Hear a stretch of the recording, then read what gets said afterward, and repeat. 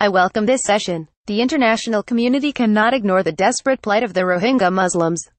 I thank the Bangladesh government for ensuring that refugees receive urgent aid. I am also pleased that the UK has contributed £59 million in support. The UK is committed to working with international partners to resolve the situation in Rakhine. At September's Council, I called on Burmese security forces to stop committing human rights violations against the Rohingya.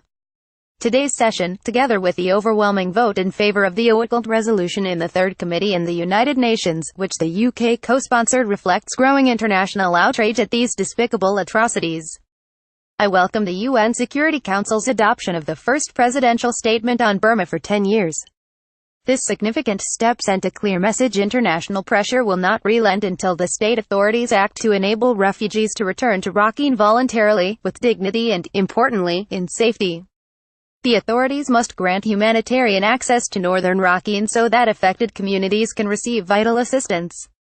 They must also cooperate with the UN's human rights system, including the independent fact-finding mission established by this very council.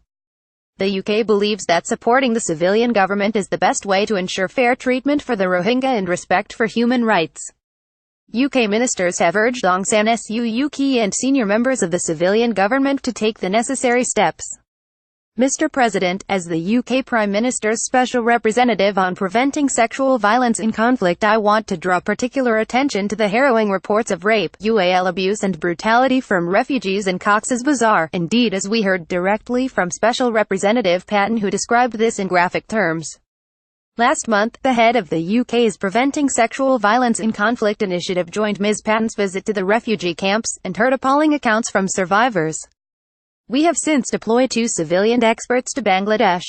They will make recommendations to the UK government on further support to survivors of UAL violence, including support for the investigation and documentation of these abhorrent crimes.